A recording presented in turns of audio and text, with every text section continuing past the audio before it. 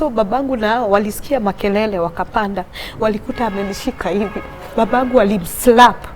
Akamuuliza, "You want to kill my only daughter?" Babangu alichota mchanga. Akasema, "Over my dead body. Huyu sitai kula kitu yake. Asikai niletea mahali." Kwenda kupanda motorbike niligongwa na gari.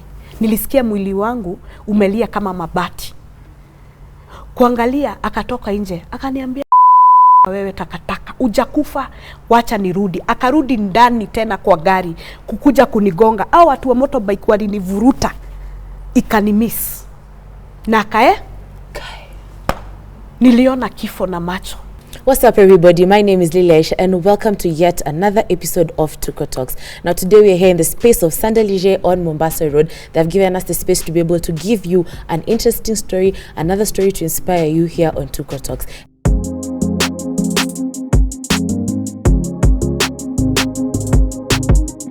And today my guest is Ann. She has an amazing story. I will just sit back here and you sit back too and let's listen to her story, because as I always say, there's always a lesson to learn. Tuko Talks is not only just for stories but also for you to get encouragement and lessons. Ann, habari yako? Mzuri sana. Karibu. Nataka kunisalimia hivi, corona iliisha, tunaweza salimia. Corona iliisha. Yeah. Alright, Ann, angalia tu ile kamera tuambie jina yako, umetoka wapi, kama uko na husbands wangapi, watoto wangapi. Okay. My name ni Ann Wanjiku Kenyongo from Gatondo, uko ndio my village, but naishi Nairobi. I'm a single mother of 2 kids, a boy and a girl. I'm blessed. Na niko hapa ku-encourage mtu, cause hata mimi kuna wakati nilipitia mambo magumu. That's why I'm here to encourage especially single ladies, who has gone through kama venye nilipitia. Okay. Yeah. I think sasa tutaanza kujua story yako vile unasema kuna vitu ulipitia. Labda tuelezee where Ann has come from, ulizaliwa wapi? Okay, mimi nilizaliwa hapa mtaani Nairobi. Then nikasomea tu Nairobi, then nikaenda Nyahururu, then high school nikaenda Thika. Then from hapo ndio jani yangu ilianza.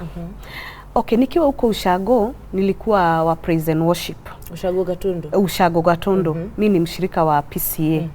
And kwa praise and worship tukakuwa na kesha. I was informed too. And jamaa moja akani approach. Akakuja akaniambia, "You got a nice voice. Na can I talk to you?" Nikamwambia, "What do you want to talk to me?" I was so harsh to him. So mpaka akaogopa. Akaenda akatuma rafiki yake mwenye alikuwa neighbor yangu Ushago. And then huyo jamaa akakuja akaniambia, "Just listen to him, usikie venye anata." Akaniambia, "Ann, I would like you to be my wife." Nikamwambia, "Wife? I'm still in school." How? Form 2. Akaniambia, "It doesn't matter. I'll have to wait for you mpaka umali." Huyu jamaa kwa miaka ngapi? Huyu jamaa alikuwa wakati huo sijui alikuwa na miaka ngapi, but unaona ni mtu alikuwa amemaliza high school. Yeye ameanza maisha yake. So ni mzee. Ni mzee. He was quite older. So na mimi I was in form 2. But aliniambia atagoja mpaka ni make decision yake na tukaachana. So it happened, walikuwa naleta simu kwetu kuchajiwa. Unaona ile wakati simu ndio zilikuwa zimetokea kina Nokia. So akileta simu ananiambia bado na kugojea. Okay. Sasa unajua uko ile harakati ya uko teenager, sasa umeanza kuwa na hizo feelings za love, to emotion. Nikaona huyu jamaa yenyewe he's good, but he told me, "I'll wait for you. Mimi sitaki kukuharibia life. So we maliza shule then utanipata nje." And nilimaliza form 4 my dear. Then my dad akaniambia, instead ya kukaa Ushago, rudi Nairobi ufanyange ka course before exams itoke. So nikakuja Nairobi.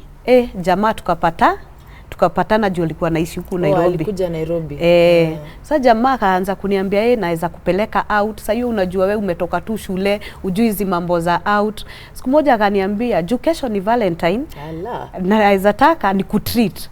Mimi nishaipelekwa Valentine mali, hata maua nishaipewa na mtu. So I was so excited and nikampromise, yes, tutapatana saa fulani. And the following day, siku ya Valentine sikafika. Si mimi huyo, tukapatana na jamaa wangu. Tukaenda na yeye akanipeleka out. Bahati mbaya kukakuwa usiku. Nikamwambia sasa nikirudi home my aunt ataniua. Nikasema nimetoka wapi saa hii? Akaniambia fanya hivi, we kuja twende na we ulale kwangu. Then kesho umwambie ulienda kwa beste yako ukala ama kulikuwa na bash. Sasa juu hii mapenzi ilikuwa juu, si mimi huyo, nikaingia box. Nikaenda. So venye nilienda kuna mambo ili happen hiyo usiku. Na hapo sikujua that hiyo mambo ime happen itaniletea mambo zingine. So na tukaenda na nikarudi kwa my aunt, nikamdanganya na akakubali. So mwezi ikaisha. Hii mambo yetu haikuji. Kuangalia nikaambiwa na msichana mwingine twende upimwe. Kupimwa my dear, lines zilikuja 2, I was pregnant. Nilishtuka. Nikapigia jamaa venye nilimpigia aliniambia wow, I'm so happy. At least nitaambia majamaa uko ushago ni mimi nimekuwin. So kwetu ni kama competition ilikuwa, walikuwa nani atachukua So akaambia mamake, and mamake akanikola akaniambia I'm so proud of you. Yes, umeoleka kwangu. Kila mtu alikuwa anataka wewe juu ulikuwa msichana mzuri. So welcome to my home. So ukumbuke sijaambia wazazi wangu. Hata aunti yako hata aunti yangu sijamwambia. So unajua mimba ina growing, haifichikangi. Venye niliona ifichiki nikatoroka kwa my aunt. Kutoroka nikaenda kwa jamaa. Sasa nikiwa huko niko na kale kaujinga na miss home, na miss sistangu, I'm the first born, we are 2 of us, me and my sister, na miss wazazi wangu. Sasa nikaanza kulia. Siku moja jamaa akapata nimetoroka. Mimi mwenyewe nimejirudisha kwetu. Sasa kwenda kwa my aunt, nilienda home. Gatondo. Kwenda home, I have a such caring and loving daddy. My dad akaniuliza, kuna changes naona. Kuna ile nguo unafua ukirudisha. Mbona? Nikamwambia dad, kuna mambo ime happen na naogopa kukuambia. Akaniambia just tell me. Hakuna kitu ngumu kwa hii life. Then I had to tell him that I'm pregnant. Akaniambia my daughter, uko pregnant na you are the only hope I had with you, ati wewe utakuwa mtu utasoma, yani utaenda college, yani I was proud of you, ati utanimake hata mimi proud. But I told dad this is not the end. Akaniambia sure but I'm not okay. Then mamangu venye alisikia mama ndio anakuanga wewe. Huyo ndio alikuwa moto wa kuona. Mamangu akapiga kelele. Sasa umefanya nini? Umejiwaste nini? Na mimi sasa hiyo siwasikizi. Kale love bado kako. Wakiniacha huyu jamaa bado anapiga simu. Mbona ulitoroka? Si ukuje nini? Nikaona tena ni kama nitarudi wapi? Kwa mtu wangu. Mapenzi bado iko juu. So the other nikakaa 1 week. Tena nikatoroka kwetu. Huyu jamaa akakuja mazishi. Ile style ya ushagoni ile unarusha kamawe kwa mabati. Unapiga kakelele. Unapiga kakelele. So tulikuwa, that was the communication. Ningesikia kwa kamawe nilikuwa najua ni yeye. So nikachomoka. My dear, this time nilichomoka na slippers na kaskat ka overlap na t-shirt. Simple tu. Akaniambia sasa nataka tuoane kabisa. Toroke. Na juu babako ni mkali, akitupata huku atatuua. Let's go. Tena sisi hao Nairobi. Sasa maisha ya marriage ikaanza. Ilikuwa tough. Na ilikuwa tough juu huyu mtu wangu ni wa kuhaso. Kenya amepata analeta. Unajua sasa ni mkono moja tu. Mimba nayo ina grow. Mungu akanijalia na nikapata kasichana. Kanaitwa Hildana na nakapenda sana. Saizi kako form 4. Wow, I'm blessed. That's a blessing for sure. Yeah. So huyu jamaa tena sasa akaanza kuwa na vita. Vita zikaanza kuingia, akaanza kukua na wanawake. Sasa anaanza madharau. Bahati mbaya ama bahati mzuri tena nikajipata na mimba ingine. Na still nilikuwa tu kadogo. So I was so confused. Mpaka nililia nikauliza Mungu, kwa nini? Kwa nini ime happen? But kuna daktari my friend anaitwa Muruka, Mungu aishi kumbariki, alinipea counseling. Akaniambia hata kama hii ndoa yako iko na vita, mtoto ni baraka. Na nikazaa. Huyo mtoto venye nilikuwa na hiyo mimba, huyo mwanaume alinipitishia, alikuwa ananitesa. Tulikuwa tunaishi 4th floor. Alikuwa ananiambia, "Ann, hebu niende credit chini. Na sasa hiyo mimba iko wapi? Miguu imefura." Akufukuzae akwambie utoke. Then hiyo mimba yangu haikuwa ina grow, zile kubwa. So alikuwa ananitusi, "Wewe umebeba kiwete. Wewe mtoto umebeba si mtoto nomo, hii mimba yako mbona ikue kubwa. But I was telling God, mimi nimebeba baraka na huyu mtoto nitampenda na huyu mtoto atakuwa wa baraka. Thanks to God akanibariki na kijana, and I was so happy because kwetu hatuna kijana. So huyu mwanaume akanitekea advantage. Sasa hapo sasa nile mateso ya akufukuzae hakuambii utoke, akaanza kuniambia niende ushago, abaki Nairobi. Mimi sitaki kuenda ushago. Nilikuwa nashindwa niende ushago nianzie wapi my dear? Nimegrow Nairobi, sijui mambo ya kulima, nitaanza wapi? Sina pesa, hatuna hata makao. Hiyo ushago ninaenda kukaa tu na mama yake. Anataka uende kwao, si hata si kwangu kwenye amejenga, ni kwao kwa mama yake. Tukue na mimi nikakataa. My dear, jane ikaanza hapo ya kustruggle. Nikaanza kufulia watu manguo. Nikaanza kuuza soko. Ndio sasa nikipata mapato naenda nalipa nyumba na mfurahisha, ndio nisinini. Akasema halipi nyumba. Yes. Sasa mimi nilikuwa nafulia watu nguo my dear, ndio nilipe nini? Nilipe nyumba na mtoto kwa mgongo. Mtoto wangu Edi, kanaitwa Edi. Kaliguro na mashida mingi sana. But I thank God cause hakuna shida wishi. Shida nimepitia my dear. Nakumbuka kuna one day mzee wangu alikuja akaleta vita kwa nyumba. Mimi nikatoroka. Vita ya mateke na mangumi. Vita, mimi nilikuwa nachapa mangumi mpaka saizi sometime mimi mwana kichwa nafikiria ni zile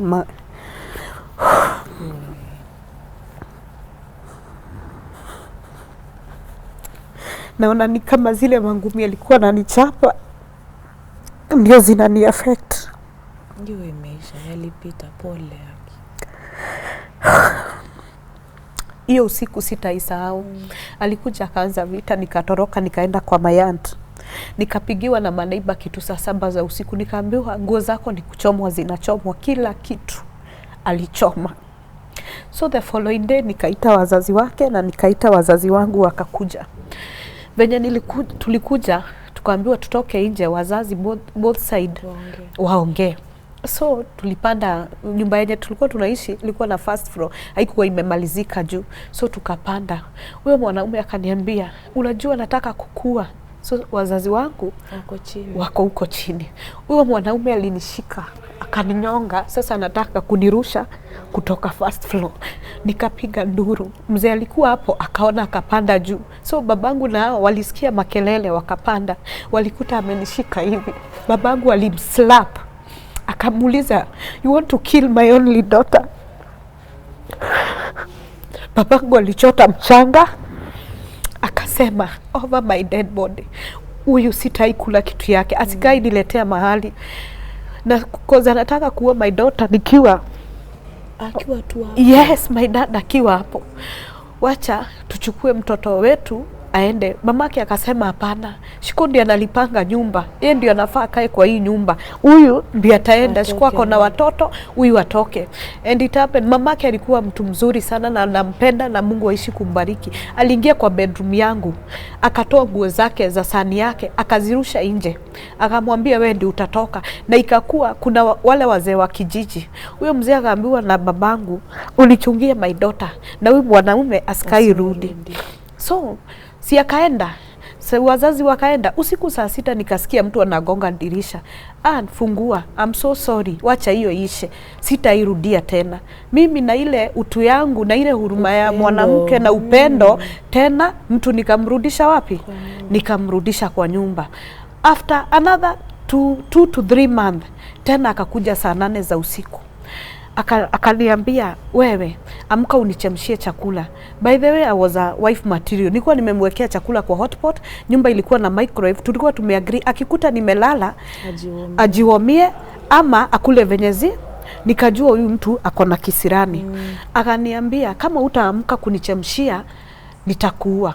So mimi nikaona wacha niamke, hii ni masaa ya saa 8 na hakuna mtu atanisikia. But good luck, nilikuwa na mfanyikazi na my sister alikuwa kwa nyumba. Nikaamka nikaenda kwenda kitchen my dear. Sijui ni nini ilimshika. Alichukua kikombe akaigongesha kwa wall. Hiyo kitu ya kikombe ilikuja ikaniingia hapa. Ukiona niko na scar hapa. Ikaniingia ikaenda ikadunga mshipa. damu ikaanza kutoka, mguu ikavimba, nikapiga nduru. My sister ndio alikuja. My sister akachukua kisu, anataka kumdunga. Nikamwambia hapana, nitie maneighbors wanipeleke hosi. Maneighbor nao wamesikia kelele, so wamekuja. Landlord akasema kama ufungui mlango tunaenda kuikata, tutaivunja. So ndio my sister akaenda akafungua, watu wakakuja wakanichukua, nikapelekwa hosi. So venye nilipelekwa hosi, huyu jamaa alinifuata. Shiko usiambie watu kitu yenye imehappen. Juu saa zenye aliona nimeanza kubreed, alichukua ndoo na maji, alikuwa anapanguza damu anamoga kwa choo. So na tiles ni za white, damu iko kwa wall, iko chini, inatiririka aje. So anajaribu kuficha evidence. So mi nikaenda hosi, nikaenda Neema Thika Road, nikatengenezwa. Au madokta wakaniambia, si huyu mtu uchukue P3. This is a case, this is a serious case. Akaniambia, Shiko, please usinipeleke kwa polisi, wacha ishe, mimi nitakutunza. Then nikakaa hosi siku 2, tukaenda home. Kwenda home alikuwa ananitunza, mamake akakuja, mamake ndio alikuwa ananitunza kila kitu. So jamaa akakuwa tena mzuri for 3 kama 4 months. Sijui ama sometime mimi ujiuliza ni damu yangu alikuwa ameitishwa ama ni nini. Juu every time alikuwa tu anataka kuniua. Na alikuwa ananiambia nitakuwa, wanaume wenye wako kamiti ni watu, hata mimi nitaenda wapi, but wewe utaishi. Namuuliza unaniuliza nini? Haya. Hizo hafikiri kuhusu watoto wake. Afikiria hata kuna time aliniambia nitawachoma nyinyi wote kwa hii nyumba. Yes. You and your 2 children. Yes, akaniambia msicheze na mimi, nitawaua, nitawafungia kwa hii nyumba na niwachome na nitoroke na hakuna mtu atainipata. So I was so scared. Mimi tukakaa tu, mguu ikapona. I never thought kuna siku nitavaa high heel. Cause mguu yangu nikivaa high heel ilikuwa inasikia uchungu. So nilikuwa nimezoea kuvaa, but now naambia Mungu asanti cause naweza vaa. So hiyo ikaisha. Mimi ni mtu wa church. Nikamwambia siku moja kuna kesha kwetu, siwache niende, na akanizindikisha na tukaenda church. Akaniambia mimi sitaenda juu niko job. Mimi nikaingia church. Si ile masaa ya saa 10 nikasema wacha niende home ndio at least nilale kama masaa 2 3 juu hata mimi niko job.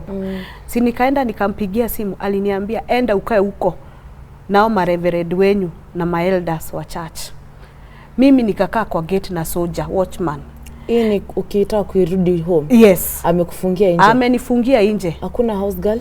House girl ameambiwa asifungue hiyo mlango. Na watoto wako? Wako wamelala. Nilikaa hapo my dear, sitaisahau. Ile baridi ilinigongea hapo na kulikuwa kunanyesha. 6 ikafika akafungua mlango, nikaingia. Venye niliingia tena vita. Either uache kuimba ama nikaisikia ukienda kesha, unaenda umalaya. Hiyo ndio nilikuwa naambiwa. Yes, hivyo ndio nilikuwa naambiwa. So mimi nikapigia wazazi wangu, wakaniambia si tuliacha mumeachana. Sasa sort yourself. We ukikufa kuna mahali, mimi babangu aliniambia, Shikoju umekatalia kutoka kwa hiyo marriage. Kuna mahali nimetenga ya family. Ati ukikufa wewe hapo ndio juu sasa nilijaribu kukutoa huko but utaki. Mwanaume anakuambia I'm sorry, tena unarudi wapi? So it was out of love. Na mimi my dear sikukuwa nataka nioleke nitoke. Nilikuwa nataka nioleke niishi. Nilikuwa napenda nilikuwa napenda marriage. Nilikuwa napenda hiyo title ya Mrs. sana sana. So tukakaa. Siku moja nikiwa nimelala niliamka. Tulienda bedroom, tulikuwa tunakula apple. So tuko na kisu kwa bedroom. Around 5 nikaamka hivi, nilikuta mtu ameshika kisu aje. Akaniambia wewe, unajua naweza kuwa. Nikamwambia tena ni nini? Nini na ni asubuhi? Nini nimekufanyia? Tumelala vizuri, nini nimekufanyia? Akaniambia uko na bahati umeamka.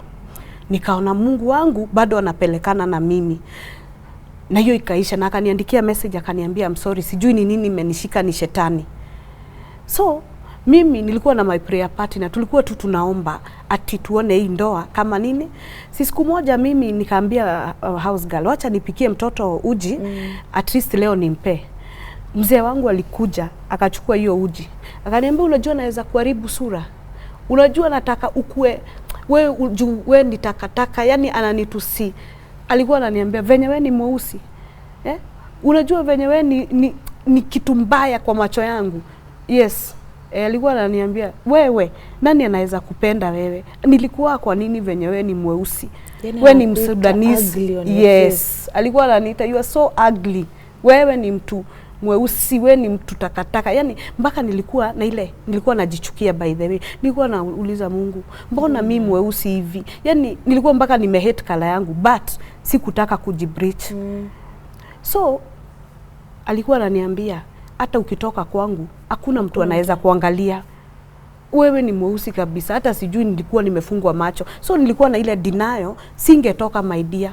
Nani atanipenda tena? Nani anaweza kupenda na watoto wawili? Tena unaambiwa ugly. So I was so confused, na sasa niliona wacha tu nikae huku, hata nikitusiwa niko tu.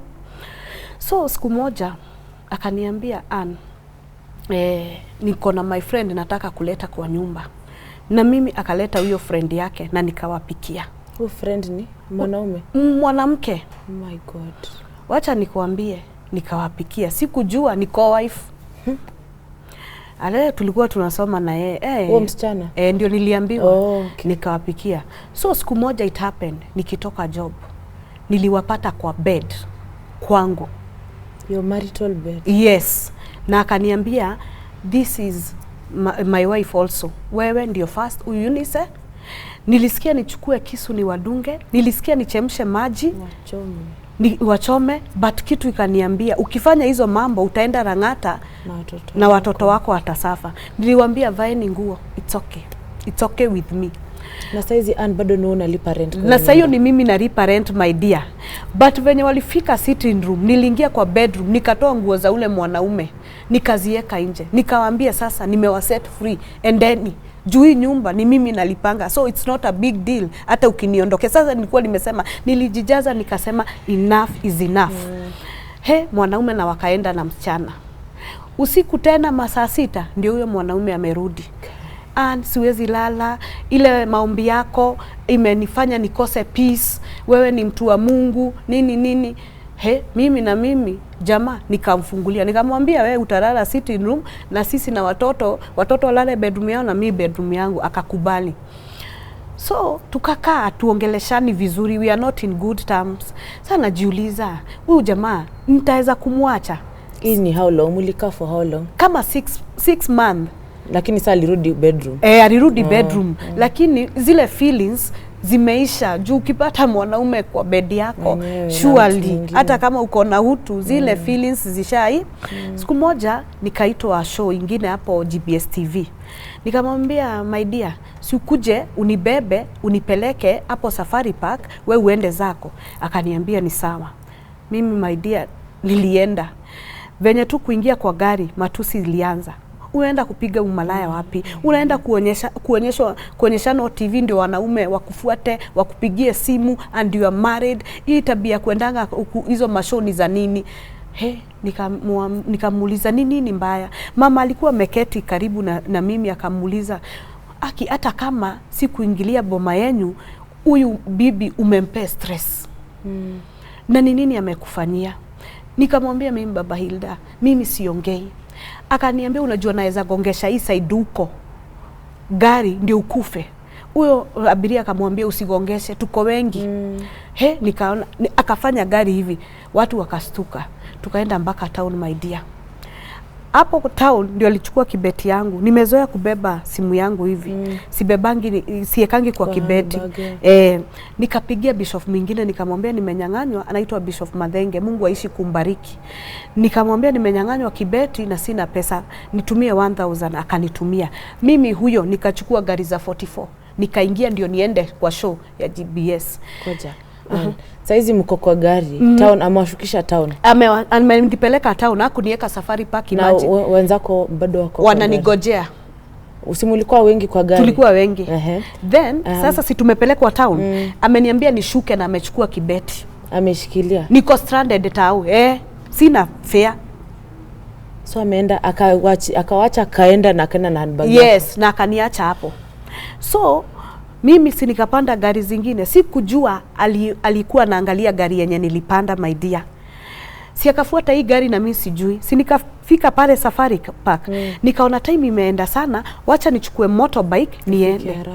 Wacha nikwambie, kwenda kupanda motorbike niligongwa na gari. Nilisikia mwili wangu umelia kama mabati. Kuangalia akatoka nje, akaniambia wewe takataka, ujakufa, wacha nirudi. Akarudi ndani tena kwa gari kukuja kunigonga. Au watu wa motorbike walinivuruta, ikanimiss. Na niliona kifo na macho. Can you imagine? Alinigonga ya kwanza na akaona itoshi, akarudi kwa gari. Sasa akarudisha reverse akuje. Au watu wa motorbike walinishika hivi kama mzigo. Na nikuulize, ni nini ilikuwa inamsumbua? Kila saa anakaa chini anaona I want to kill you. Ile kitu ilikuwa inamsumbua, mimi ni mtu uongea sana na napenda ku make friends. Mimi siku moja mimi huambia Mungu target yangu ni ku make friends, watu 5, na mimi sichagui. Mimi ukiniita kwa dawari yako nitakuja, ukiniita kwa party nitakuja. Saa mzee wangu hakutaka hayo. Alitaka niishi kama niko prison. Ni socialize na watu. Kazi yangu ni job kwa nyumba. Job na nisiongee na mtu. Nikiongea na mtu ni vibaya. Venye sasa nikiwa huko kwake nilianza kuimba. So na nikatoa kanda yangu ya kwanza. Akaniambia hii utaimba. Waimbaji ni malaya. So alikuwa na ile mentality. Waimbaji ni malaya. Sasa hiyo ndio ilikuwa inamsumbua. Ilikuwa inamsumbua na watu. Hakutaka niongee na watu, hakutaka tushikiliane na watu. Alikuwa anataka ile maisha. Nilikuwa naishi kama prison. You know? Alikuwa ananiambia mambo zingine hata saizi mimi uzikumbuka nasikia tu machozi. Na yani mpaka nilikuwa najichukia. Nilikuwa najiangalia kwa mira, nauliza nilipatana wapi na huyu. So mimi hapo my dear, hapo sasa tuko Safari Park. Hapo sasa tuko Safari Park. Si hao watu wa GBS wakasikia, wakakuja wakanichukua. Wacha nikuambie, nilienda na nilifanya show. Nilipakwa makeup na nikafanya show. But after hiyo show nililia. Nikajiuliza kama ningekufa watoto wangu wangeachwa na nani? Kama ningekufa wazazi wangu wangeni lose. I have only one sister. Wazazi wangu wangeachwa na mtoto mmoja, watoto wangu wangekuwa wapi? Na nani? Juu wangepelekwa tu ushago. Ile maisha sasa wangezoea aje? Mzee mwingine akaniambia, "Ann, come here. Look at yourself. You are so beautiful." Nikamuuliza, "Me I'm beautiful?" Mimi, umekosea. Mimi sijui kama I'm beautiful. Akaniambia, "Yes you are. Na God atakutake far. Fanya hivi, enda kwa nyumba, uchukue watoto na nguo utoke." Nikaambia huyo mzee, "Mimi hata saizi unaniona sina kitu." Akaniambia, "Just take a step of faith. God will provide." Nilienda kwa nyumba na nikapack vitu. Sikubeba kitu ingine, na hizo vitu za nyumba ni mimi nilikuwa nimenunua, na hakuna kitu nilibeba. Nilibeba tu watoto na nguo. Na venye na wabeba hatujui tunaenda wapi. Na saizi mtoto wako si ni mkubwa? Ni mkubwa. Huyu at least huyu alikuwa, I think alikuwa class 3, aka kengine kalikuwa sijui baby class. Na huyo class 3 anakuuliza maswali. Ananiuliza, "Mom, ni nini?"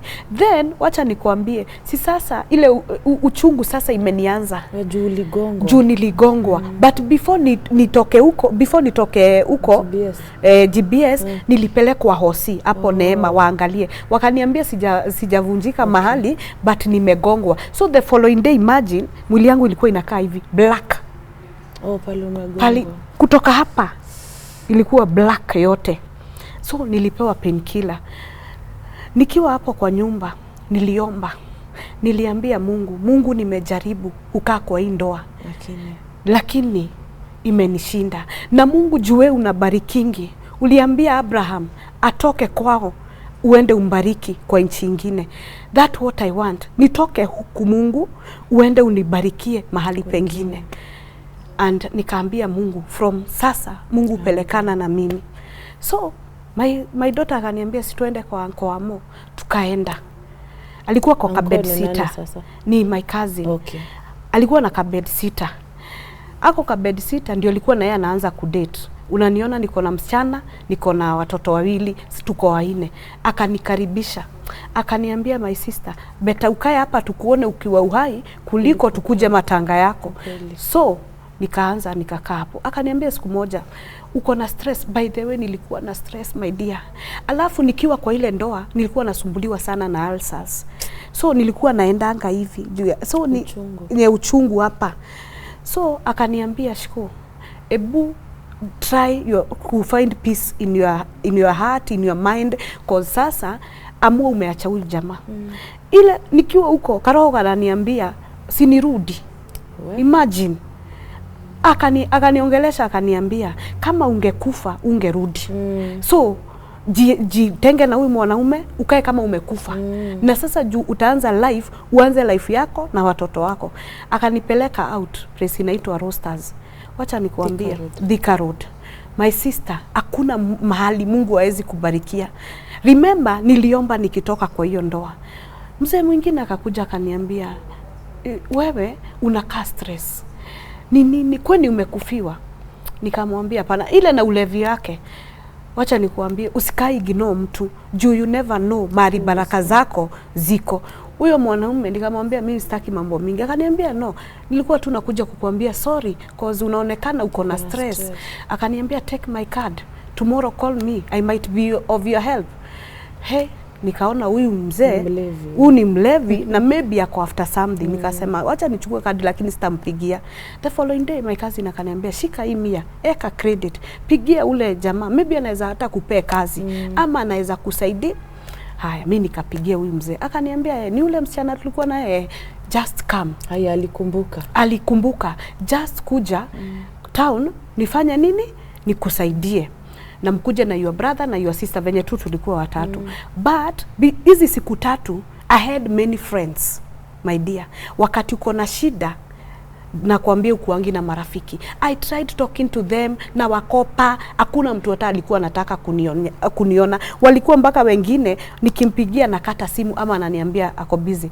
Nakumbuka kuna siku sahau wakati nilikuwa venye tu nilitoka, si watu wameanza kusema yeye ana ametoka kwa bwana yake. Wengine wanasema atakuliwa na shida, wengine wanasema sasa ataenda ushago. So nikasema ule ni best yangu nimeona pale, hebu nimpigie simu. Unajua alichukua kaona ni mimi na akairudisha kwa mfuko. Nililia. Hataki shida. Sasa hiyo nimekuwa topic. Mimi ni mtu niko na shida, nitasumbua watu.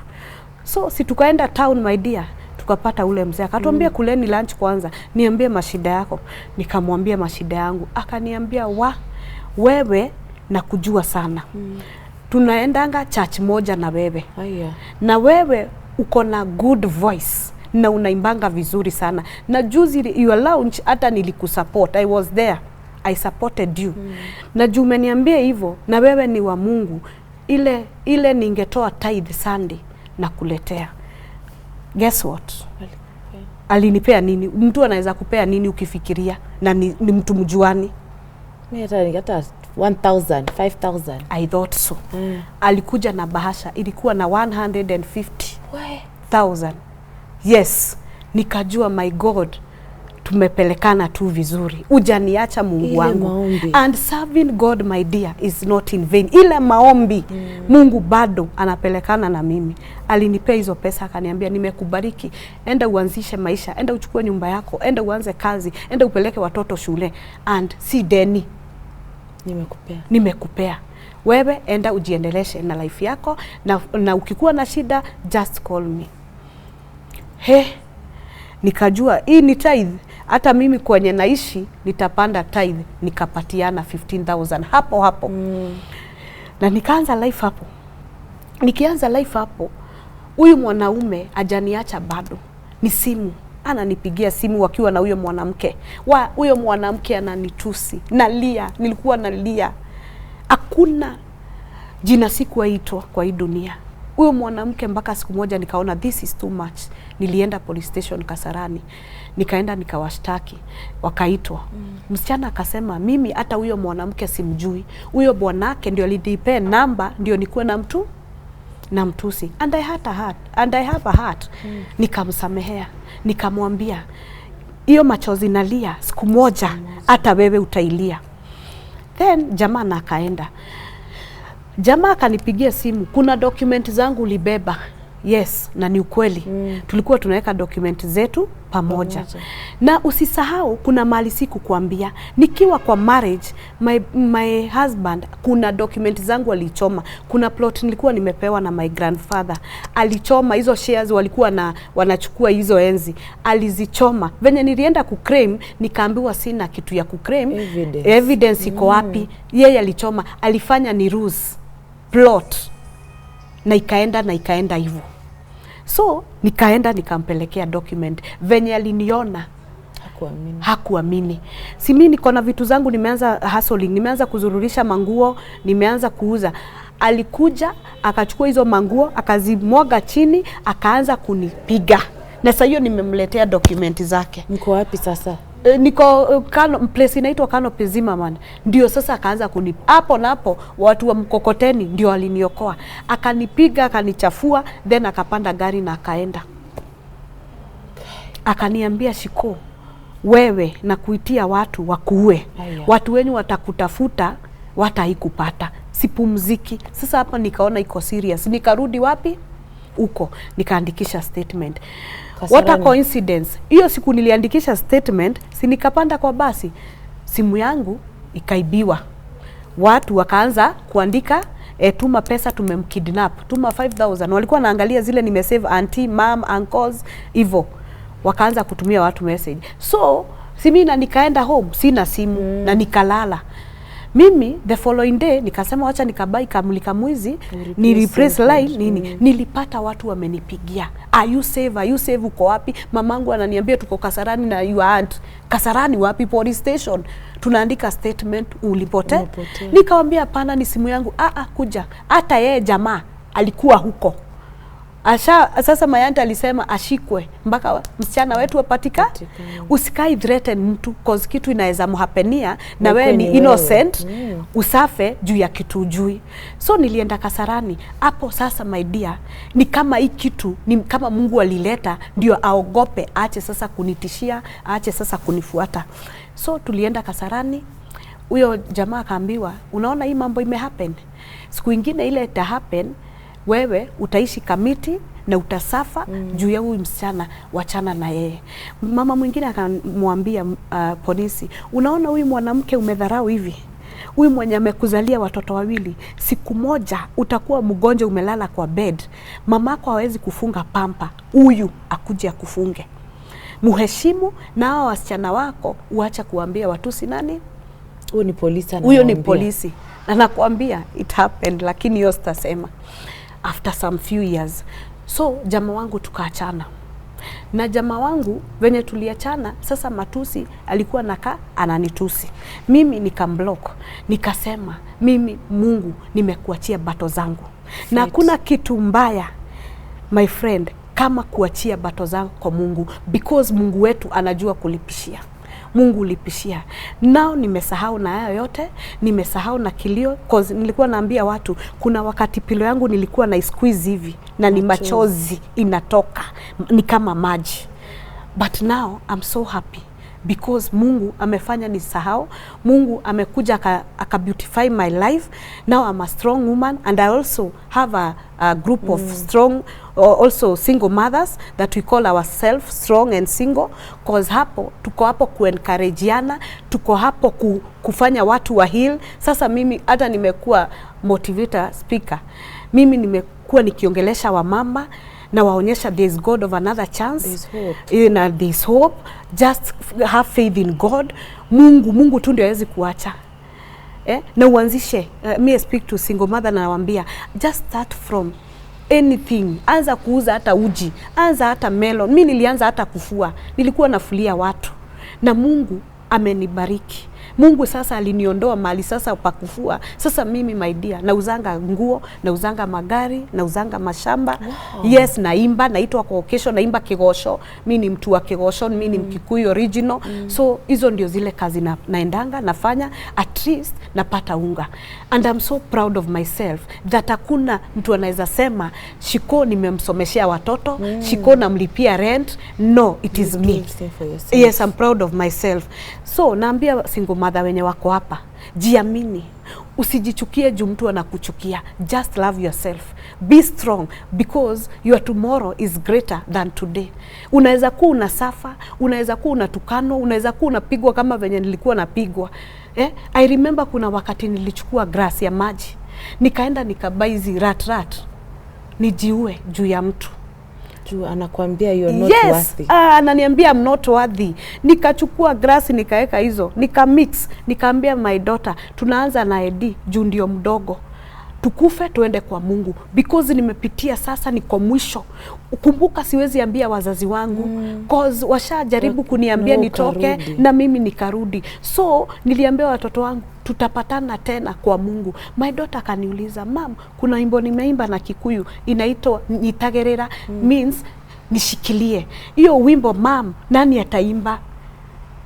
Mashida zikikuja mama, umesema mashida zikikuja nishikilie Mungu. Sasa mama ukituua nani atane? Si uache tuishi tu, dadia kuwa kituona.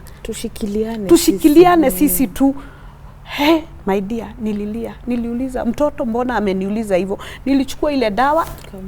Sasa najiulizanga kama ningejiua, kama ningeua watoto wangu, ama maybe tungekunywa hizo dawa tukue wagonjwa, tukose kukufa, tuanze sasa maugonjwa zingine. Nikaona kama sikukufa ile kifo ya kugongwa na gari, Mungu bado anapelekana na mimi. So Mungu amehold destiny yangu. Now I can testify that I'm blessed. I can testify that there's God of another chance. I can testify that Mungu hatuwachangi. Binadamu anaweza kuacha, binadamu anaweza choka na wewe, binadamu anaweza kudharau, but my dear, usidharau huyo mtu wako chini, usidharau mtu anapitia, usicheke mtu anapitia, because kuna appointment date yenye Mungu upanga ya kukutana na mtu ushaifanyia madharau. There's God of another chance, there's God who gives appointment date. Cause wale walinidharau sasa ndio hao tunapatananga one by one. Wanasema, "Ann, we want to serve your God." Tunataka Mungu mwenye unaserve because Mungu wako amekufanya ukue beautiful. Now I tell people I'm beautiful. Very. I'm so beautiful. When you walked in nilikwambia nini? Wow. Unakaa poa. Na nilikuwa naambiwa aje my dear. You're ugly. Ati hakuna mtu atakupenda. Hakuna mtu atanipenda. Mimi ni mweusi. Nakumbuka, acha nikwambie, hakuna kitu inakuanga painful kama bullying kwa Facebook. My ex aliweka picha yangu na ya huyu msichana na ni hao wanajibreach, akasema ati ameachana na Msudanese, ameoa mzungu. Wacha nikwambie, nilipigwa na watu picha, wengine wana screenshot, hebu angalia, nililia nikaambia Mungu, why this?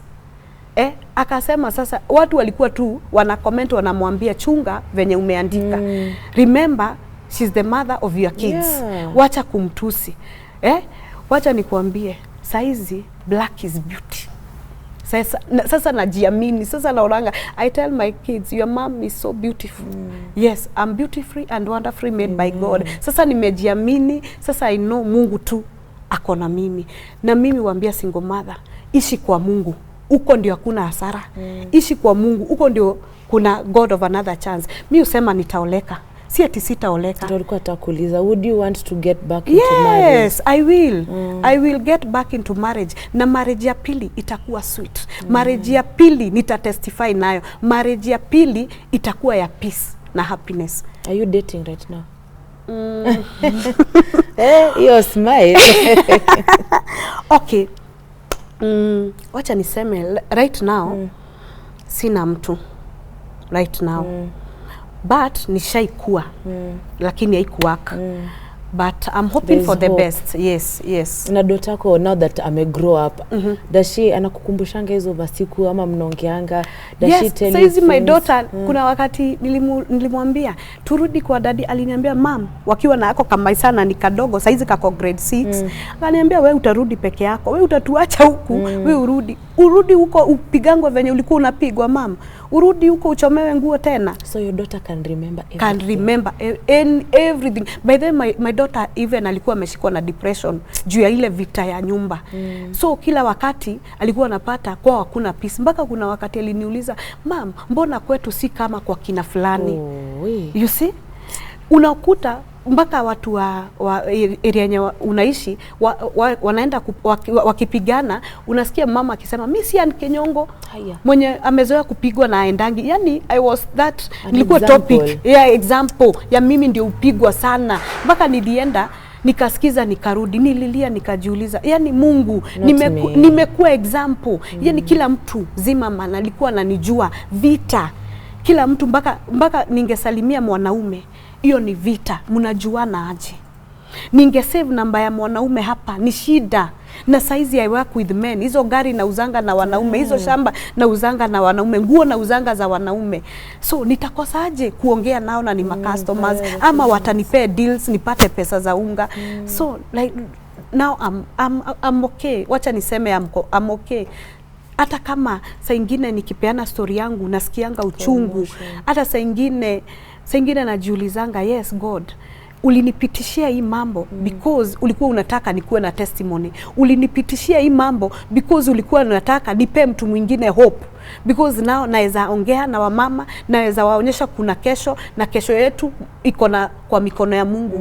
God hold our destiny, na Mungu ana connectingi mtu na destiny helper wake. Usijali, hakuna mimi, God aliniconnect na my destiny helper. Akutumia mwili wangu, akulala na mimi ndio anisaidia. Alinipea tu hivi na hizo pesa zimenisaidia mpaka saa hizi, mpaka leo. Na nashukuru hiyo mzee sana, because kama sio nilikuwa nimefika ile stage nimejichukia, nimekosa hope, but that man gave me hope. Tunaongeanga na he's a good friend of mine. That's nice. Yes. Hey, wow, and I'm sorry for what you went through. Yes. Completely sorry. But I'm happy and I'm glad that you can smile. Yeah, you can now I can smile. Yeah. You can afford to encourage someone else. You can afford to be a story and a lesson to so many people. Basi tukimalizia tu tuambia, if people who want to join Single and Strong, watakupata aje? How will they find you? Kama ni social media, kama ni number, however you want watu wakufikia, utatuambia tu vile tutakufikia. Okay. Kama wewe uko hapo single, nimekuinspire, una feel uko down, you just need somebody to talk to, I can give you my number. My number is 0720631167. 0720631167. Na tena mimi ni muimbaji. Unaweza kuwa na event, unataka kuimbiwa kigosho, unataka kuimbiwa worship, I'm here. You can also call. Hiyo ni biashara tena. On Facebook najitanga Favored and Shiko Kenyongo. For sure you are favored. Yes, I'm favored. That is the name I gave myself. Kuona venye Mungu amepelekana na mimi. Okay, on YouTube that is the same name, Favored and Shiko Kenyongo. Just go there, click and subscribe and support me and comment hapo. Nikikufurahisha na utabarikiwa na nitafurahia. Yes. Tunashukuru sana and thank you very much for your time. Asante kwa story yako. And I know so many people will be encouraged by your story. Thank you. As you have heard, guys, man, when you go through something, it's not the end. There's always hope for tomorrow, and stories and encouragement, not only for me, but for you too. Whether you're single, whether you're still in the marriage and you're thinking, should I leave because of these fights? Should I leave because I'm being beaten? It's time. Anne has told you there is more out there. Don't sit there and just wait for life to beat you down till the end. But yeah, again, there's always hope. Thank you very much. I want to thank Sandra Lige here at Mombasa Road for giving us the space to shoot our Tuko Talks. Remember, if you want anything furniture, your sitting room needs to look nice. You want your dining place to look nice. You want to dine, eat and sit and watch your Netflix in a nice space. Sandra Lige is the place to be. They have amazing furniture and they're very welcoming. Just come, walk into that door and trust me, you'll leave here a happy person. Thank you very much for being with us throughout this whole Tuko Talks. My name is Lily Aisha. Remember to subscribe to this YouTube channel if you need more content for encouragement. And if you have a story that you want to share with us, remember you can always drop an email on our email addresses that have been shared on the description. Thank you very much. Enjoy the rest of your time. From me, Lily Aisha, I say thank you very much and have a good time.